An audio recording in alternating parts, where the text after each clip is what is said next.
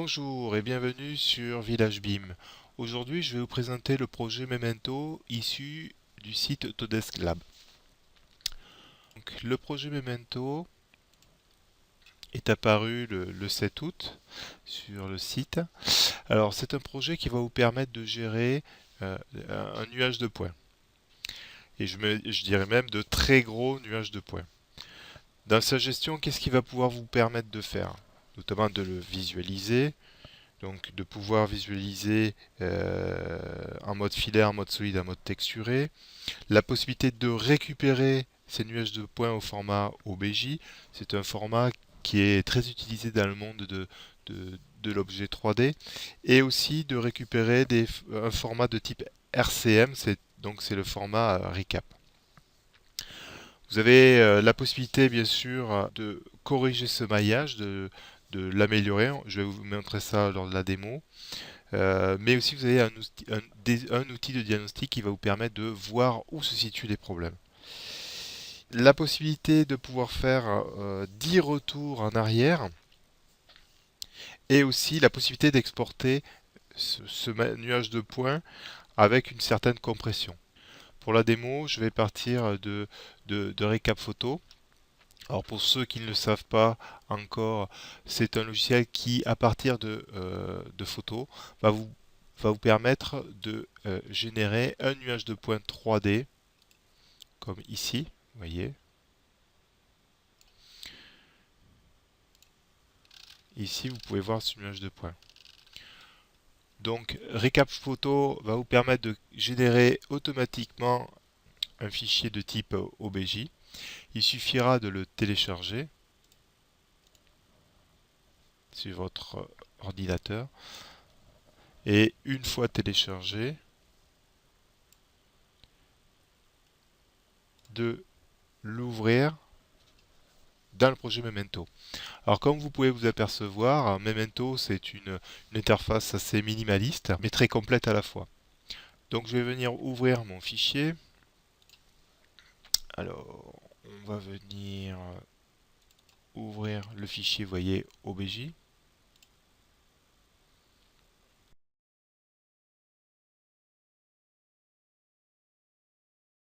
Apparaît une première fenêtre qui me pose la question, est-ce que mon objet est dans le bon repère?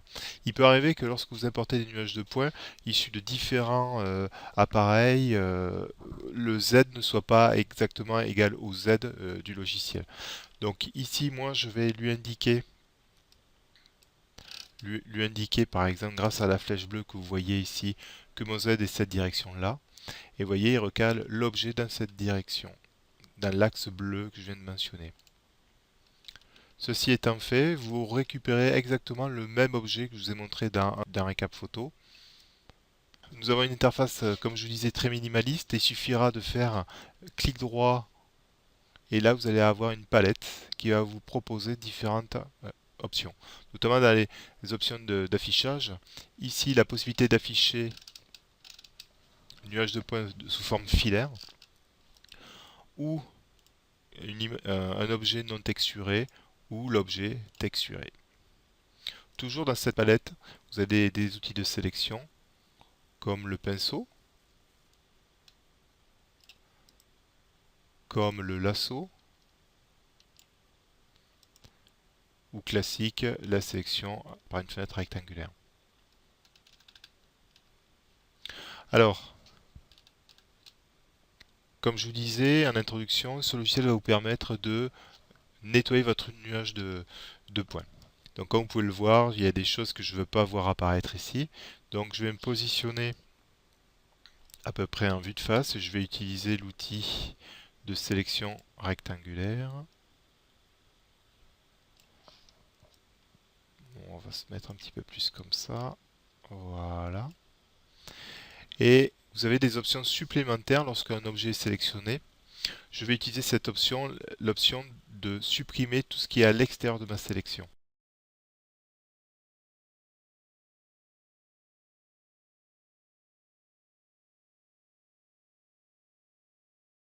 Donc ça va vous permettre de simplifier un petit peu votre modèle ou de supprimer les parties que vous vouliez vraiment pas voir. Alors, comme mon modèle est assez parfait, vous voyez, il n'y a pas de trou, il n'y a pas de pic, je vais créer en fait un trou. Donc je vais générer un trou dans cette partie-là.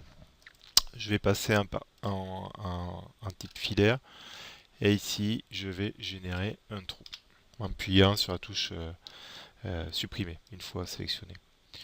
Ceci fait, je vais maintenant, grâce toujours avec mon pinceau, sélectionner le contour extérieur de ce trou. Voilà. Voilà. Et dans les options, j'ai la possibilité de lui dire de remplir ce trou.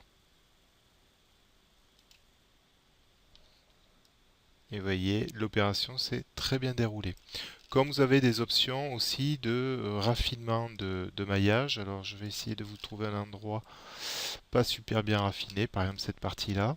Je vais venir sélectionner ce maillage. Et dans les options, d'utiliser des subdivisions. Et vous voyez ici, j'ai obtenu ces fameuses subdivisions. Autre fonctionnalité, je vais passer en sélection rectangle. La possibilité de rendre votre maillage plus doux, plus harmonieux. Vous voyez ici. Il y a aussi une autre option, alors qui fonctionne que si votre objet est fermé à la base, mais là ce qui n'est pas le cas. Donc là, c'est en fait cette option-là, ici, que je ne vais pas utiliser. Donc ça coupe votre objet à ce niveau-là et ça le ferme à sa base, par exemple. Ok. Donc, euh, je vous parlais tout à l'heure d'une détection automatique de problèmes. Donc, ce que je vais faire, je vais recréer un problème. Voilà. On va faire un trou ici. Voilà. Et ça se situe ici, en haut, tout à fait en haut. Donc détection de problème. Là, le logiciel a lancé cette fameuse détection et m'affiche ce cadran qui va me permettre de passer d'un problème à un autre. Donc il en trouve deux. Je peux passer, donc en utilisant précédent et suivant, de passer d'un problème à un autre. Donc il me fait des zooms automatiques en fonction du problème. Donc là, j'en ai un sur le bord, mais il retrouve le problème du trou. Donc qu'est-ce que je vais faire? Je vais réparer ce trou en cliquant tout simplement sur l'option fixe. Donc c'est la même option que moi je vous ai effectué manuellement, mais l'avantage de passer par cette option là, par la détection automatique, c'est que si vous avez une multitude de problèmes, cette opération peut être réalisée plusieurs fois sans le faire manuellement.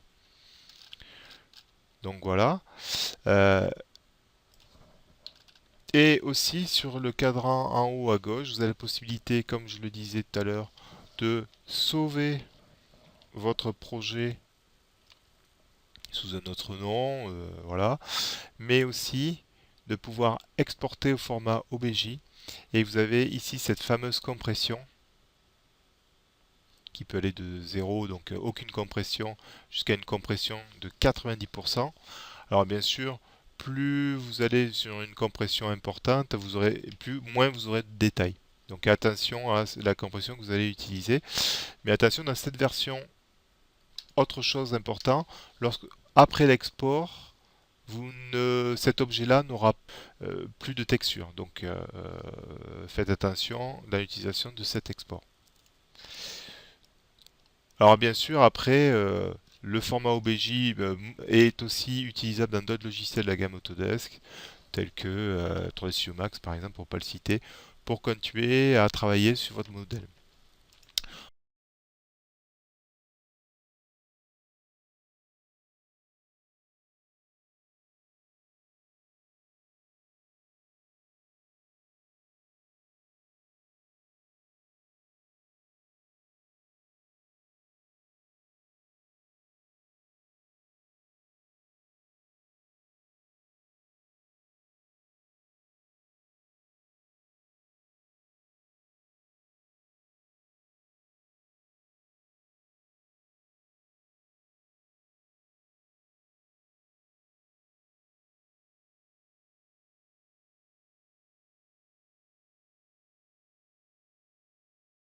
Donc voilà, c'est tout ce que je voulais vous dire aujourd'hui.